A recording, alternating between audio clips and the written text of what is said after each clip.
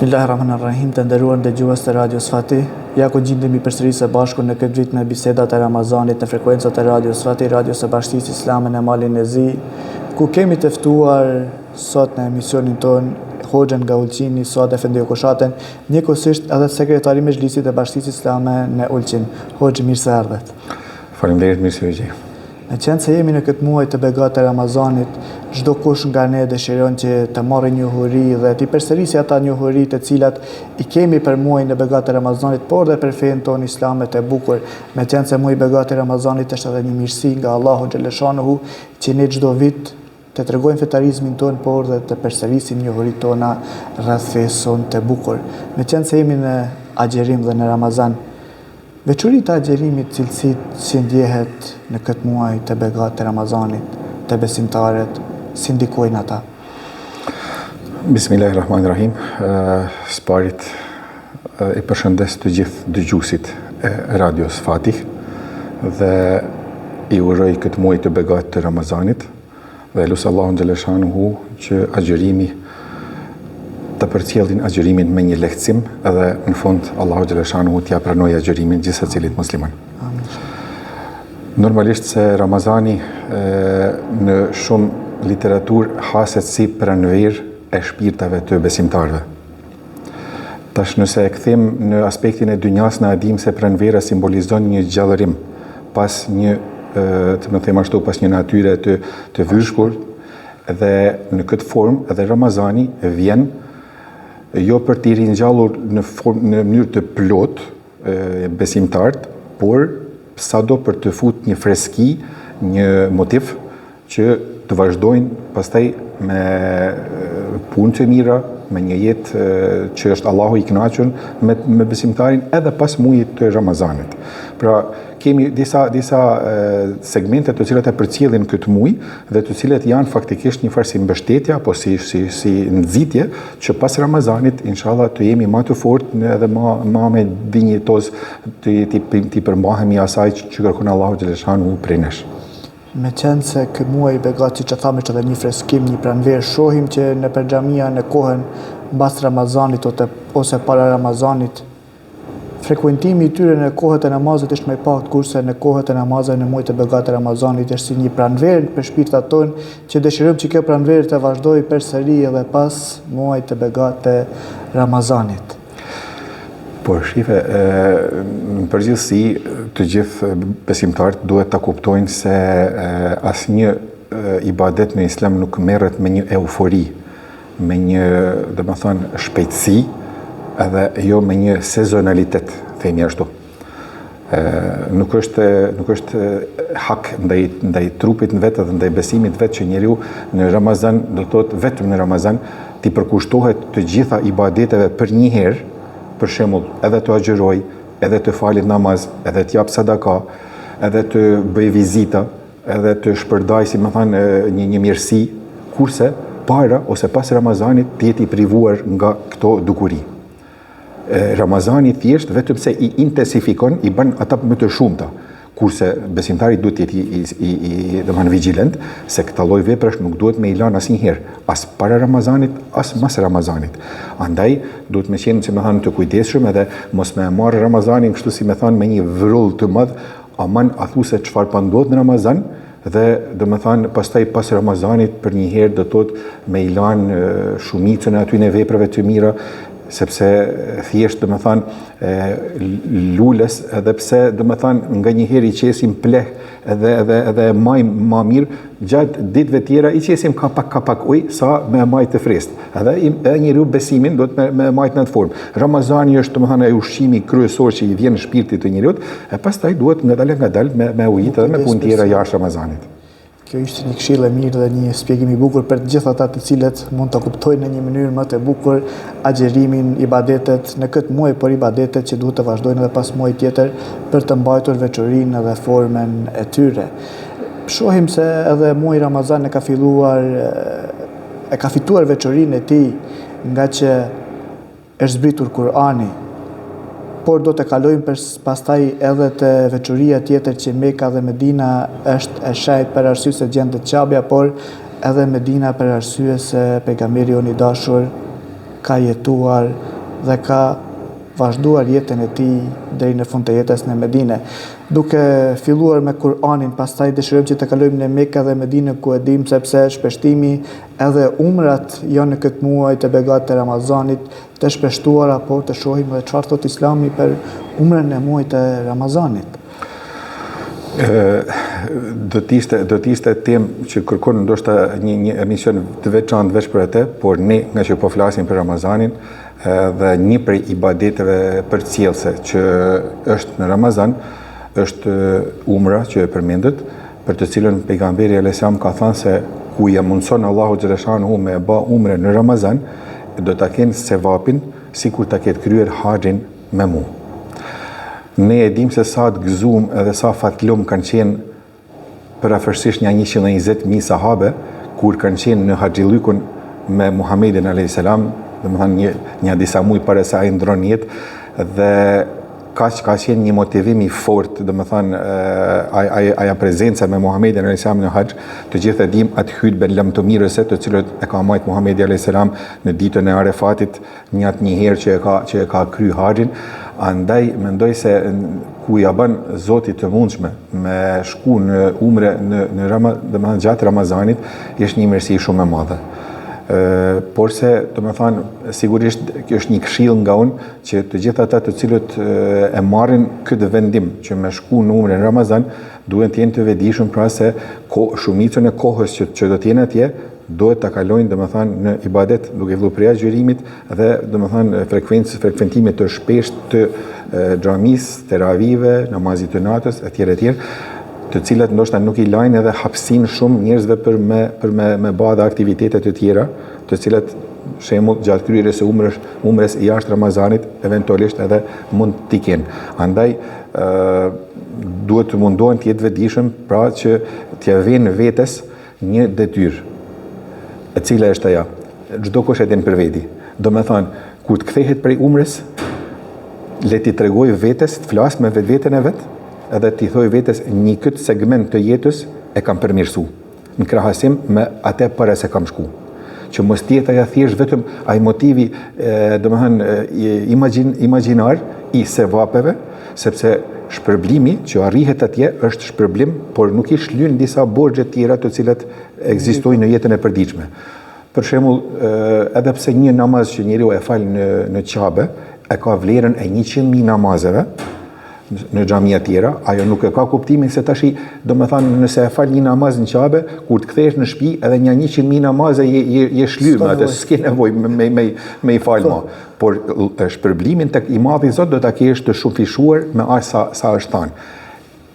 Domethënë, në mënyrë pak më të vogël, apo se më thonë ajo që është minimumi që ka kërkuar Allahu xhaleshanu është dihet për ajo që është farz, për shembull 5 vaktet e namazit apo agjërimi i Ramazanit. Agjërimi i Ramazanit, me qenë se si s'është thamë edhe segmenti jetës për përmirësimin e cekme edhe në fillim të emisionit që Ramazani është edhe pranverës të mirësie, Zoti xhaleshanu që neve na mundson që të jemi një person apo një besimtar më i mirë edhe mbas Ramazanit, edhe mbas umres, edhe mbas agjërimit, por natyrisht që edhe një besimtar i mirë dhe mbas çdo namazi, siç e thatë edhe ju. Patjetër, do të thotë se shife, është një gjë se kur njeriu e bën një ibadet, sikurse për shembull kur pagojmë diçka, e kene dëshirë me na dhanë fakturën se jeni atë se si më të sigurt që parat kanë shkuar në vendin e duhur. Edhe njeriu kur e bën një ibadet, qoftë namaz, agjërim, haxh, umre, disesi kërkon një farë vërtetimit, a thu Zoti më ka bë kabull, a thu më ka pranuar i Madhi Zot. Se e di se ke bën një investim, qoftë trupor, qoftë material. E tash, këtu do të thotë kanë thënë dietarët se në qoftë se don në një formë të vërtetimit ata ka pranuar i Madhi Zot apo jo ibadetin që e ke bë, atëherë thotë shife vetin si i ke punë masi ta kesh kry atë ibadet. Do thotë, a ke ndryshuar diçka mas atij ibadet? A je më i mirë mas atij ibadet? Apo eventualisht ke vazhduar me të njëjtin tempo, me të njëjtin formë, e lërgëzet ndoshta je bë edhe më i keq. Prandaj duhet të pas shumë kujdes se besimtari është gjithmonë në fokusin e njerëzve të cilët pak a shumë janë ndoshta pak më labil në fe. Domethënë nuk është i njëjtë njeriu i cili fal namaz dhe i cili nuk fal namaz. Njeriu që agjeron dhe ai që nuk agjeron. Pse? Sepse ky i cili fal namaz dhe agjeron edhe i bën vepra të tjera, domethënë ibadete të tjera. Ibadeti si ibadet nuk është qëllim në vetveti.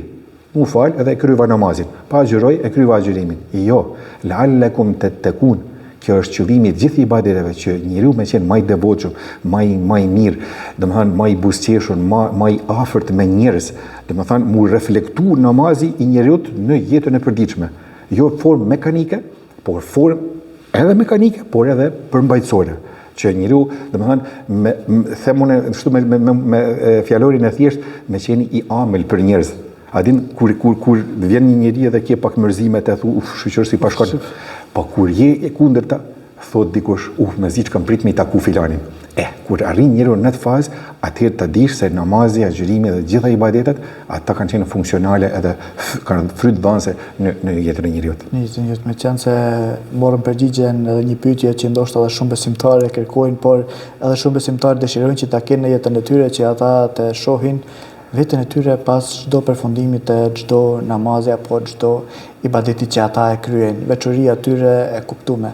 Me qenë se ndodhemi në këtë muaj të begat të Ramazanit, atmosfera që krijohet ndër vite, atmosfera që krijohet besimtar të shohim, elhamdulillah, duke falendëruar Zotin që po shpeshtohet, po rritet edhe interesimi i besimtarëve në namaze, në pyetjet ndaj hoxhallarëve, në kërkesën e tyre ndaj fesë së Allahut të madhëruar, por veçanërisht edhe në këtë muaj shohim një intensivitet të tillë.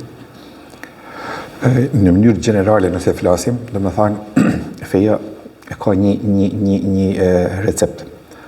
Limen sha'a an yataqaddama aw yata'akhkhar.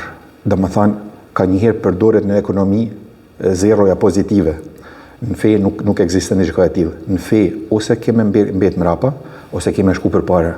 Nuk ka status quo me të njëjtin vend, sepse imani i njeriu varet prej veprave me të cilat ai u jet imanin. Nëse nuk bën vepra të mira, imani i njeriu të bjen. Motivimi i tij për të bërë vepra më të mira është gjendja më e zbekt, më i vogël. Në krahasim, domethënë me atë i cili vazhdimisht bën vepra të mira, mundohet çdo ditë me bë diçka, ndonjë vepër sado e vogël qoftë, s'ka rëndësi, por me të cilat ai e ujit imanin dhe e mban veten gjallë.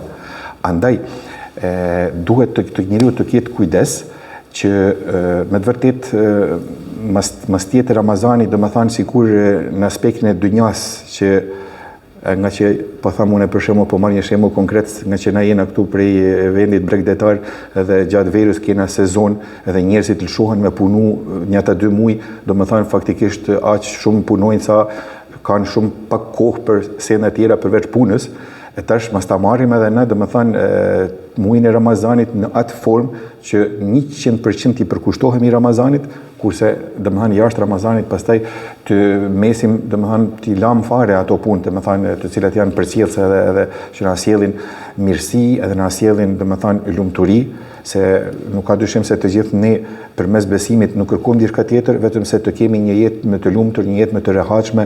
Ne e dimë se jena krijesa të cilat një ditë do të largohen prej kësaj bote, askush nuk është i përjetshëm në këtë botë, por ai i cili e kupton qëllimin pse ka ardhur në këtë botë dhe e njeh Allahun xhaleshanuhu, rahatohet përmes ibadeteve të ndryshme me të cilat ai e ka gostit në këtë botë dhe në një formë apo tjetrën me një shpresë të madhe pret takimin me Zotin xhaleshanuhu. Qenë se cekme dhe thame që qëllimi jonë si besimtar është natyrisht që lumturia në këtë botë, kënaqësia e Allahut të madhëruar, siç e cekem sezoni i verës, por edhe sezoni i Ramazanit kërkon një udhë të mesme, siç e ceket edhe thot, ku dëshirojmë që besimtarëve që thomë që të ndjekin udhën e mesme edhe në muajin e Ramazanit, por rrugën edhe udhën e mesme edhe në sezonin e verës, duke mos janë shkaluar edhe ibadetet e cilat ne i veprojmë në këtë muaj. Nganjëherë kur i thuhet njerëzve që duhesh mu fal 5 vakt, për shembull, ta marrim shembull namazin, i duket shumë,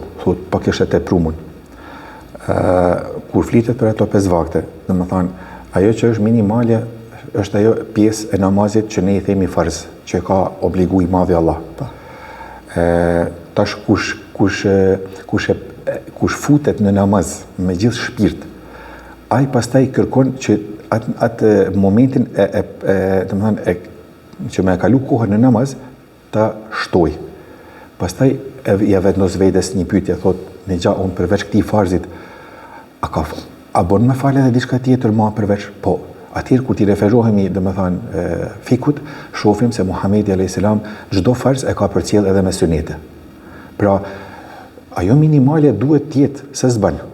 Kurse atë çka shton njeriu përveç farzit, i lumja i njeri i cili e kupton atë dhe e përjeton edhe kënaqet duke e fal namazin, sepse namazi shembull është ibadeti domethënë më i lartësuar.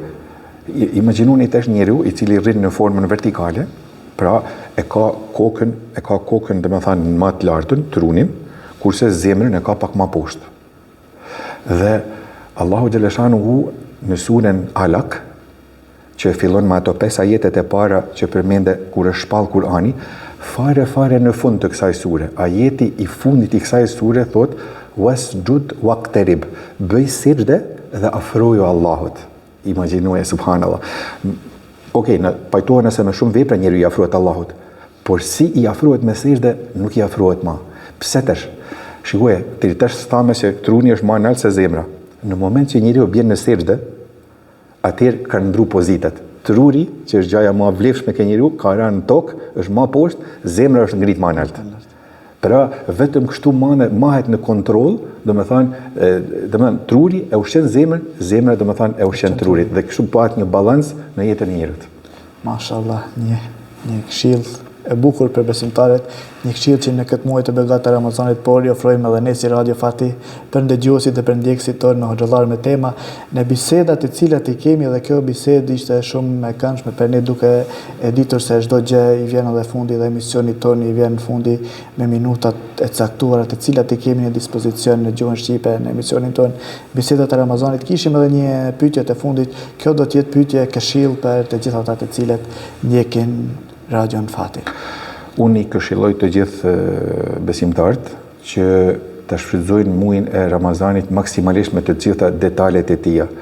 Të mos e anashkalojnë ngritjen në syfër, sepse ka thënë pejgamberi se në syfër është bereqeti. Pastaj mos ta neglizhojnë iftaret e përbashkëta, qoftë domethënë me xhamat, qoftë me kushrinj, me të vet, domethënë sa më tepër, se edhe aty ka bereqet domethënë të veçantë në këtë. Mos të harrojnë leximin e Kur'anit, sepse domethënë jo vetëm njerëzit e thjeshtë, por madje edhe dietarët e mëdhej të shkencave të ndryshme, të lamive të ndryshme të islamit, kur ka ardhur muaji i Ramazanit, i kanë lënë të gjithë librat, qoftë të hadithit, të fikut, të akhlakut, janë fokusuar në Kur'an. Pra atë të cilët dinë me lexu, domethënë në gjuhën arabe, elhamdulillah le të lexojnë në gjuhën arabe, ata të cilët nuk dinë, le ta marrin përkthimin e Kur'anit, tefsirin e komentimin e Kur'anit, të mundohen sa më tepër kohë të kalojnë me Kur'an, se është epiteti i këtij muaji, është muaji i Kur'anit. Domethënë të gjithë agjërimin që e bëjnë të përcjellin domethënë sa më tepër me ibadete dhe inshallah pas Ramazanit dalin më të mirë, më të mbushur me energji imanore, edhe inshallah të jetë ajo një stimulans i fortë për të vazhduar jetën me sfidat e veta të cilat i kemi të gjithë. Amin. Edhe një herë të falenderojmë që ishit pjesë, të morët pjesë, pranuat ftesën tonë për të marrur pjesë në këtë bashkëbisedim në emisionin Bisedat e Ramazanit këtu në frekuencat e Radios Fatih. Të nderuar ndëgjues, të ftuar kishim imamin nga Ulqini, Suad Efendi Okoshate, njëkohësisht edhe sekretari i Mexhlisit të Bashkisë Islame në Ulqin. Me ju në studio si çdo herë isha unë Enis Hoxha, deri në ndëgjimin e radhës që lëm në amanetin e Allahu xhaleshanehu në shoqërinë e frekuencave të Radios Fatih dhe juve të cilët po na ndjesni nëpërmjet ekranit dhe nëpërmjet programit të YouTube-s, ju dëshiroj ma gjerim të ledhët e pranuar.